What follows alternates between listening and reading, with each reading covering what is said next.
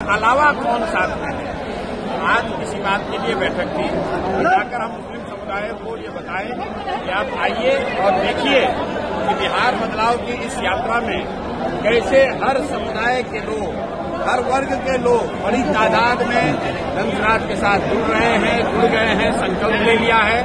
अब आप जो पहले से जुड़े हुए हैं, आप कहीं पीछे न रह जाए, इसके लिए आज उनसे संवाद किया गया और आपने जो लोगों का कहना था वो आपने सामने सुना। एम बाई समीकरण को आप लोग नुकसान करने की कोशिश लोग एक ही समीकरण मानते हैं।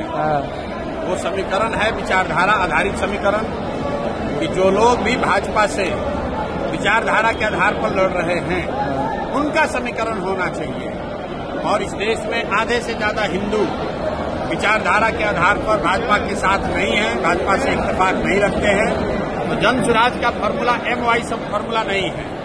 जनसुराज का फॉर्मूला ये है कि जो भी हिंदू, जो आधे से ज्यादा है, जो विचारधारा के आधार पर गांधी, बाबा साहब अम्बेडकर, लोहिया, जयप्रकाश विचारधारा के मानने वाले हिंदू जो भाजपा से लड़ रहे हैं, वो मुसलमानों के साथ मिलकर सामाजिक राजनीतिक गठजोड़ बनाएं।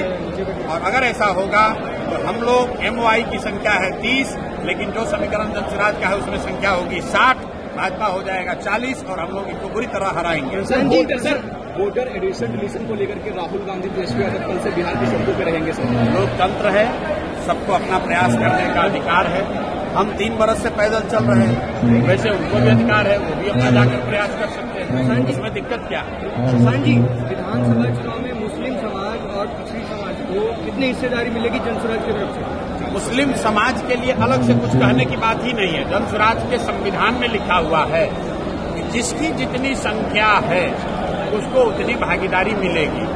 मुसलमानों को भी अलग से मांगने की जरूरत नहीं। अगर मांगने की जरूरत पड़ जाए तो फिर जनसुराज और दूसरे दल में फर्क क्या है? बिना मांगे मुसलमान हो, यादव हो, कुशवाहा हो, ब्राह्मण हो, पासवान हो, वो चाहे किसी को वोट दें, उस समुदाय को उसकी जनसंख्या के हिसाब से भागीदारी मिलेगी ही मिलेगी। उसके लिए किसी तरह के सोर्स पैरवी की जरूरत नहीं है। सर, आरजेडी के एक बड़े लीडर जो जेल में थे, राजवल्लभ यादव, वो अब जेडीयू को दामन थामेंगे, ऐसी खबर है, क्या कहेंगे इस पर? बस यही कहेंगे जो भाजपा का वॉशिंग मशीन की बात होती है। राजवल्लभ यादव पर रेप का, नाबालिग लड़की के साथ रेप का इल्जाम है, वो जेल में है।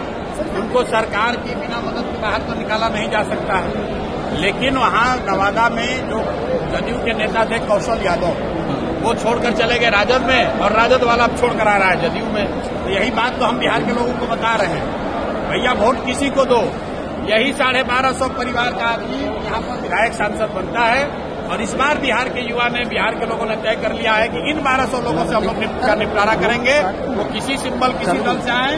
इस बार जनता बदलाव चाहती है, अपने बच्चों के लिए शिक्षा और रोजगार चाहती है। मैंने यहाँ मुसलमानों को क्या कहा कि आप अपनी हक की बात मत करो।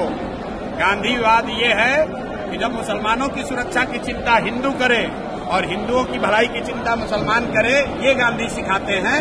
मुसलमानों को अगर अपनी सुरक्षा के लिए बात करनी पड़े तो फिर राजद और जनसुराज में फर्क क्या है? आपको अपना हक मांगने के लिए यहाँ आवाज नहीं उठानी है। आपको कोई समाज में हक किसी का न मारा जाए, इसके लिए आवाज उठानी है। ठीक है, धन्यवाद।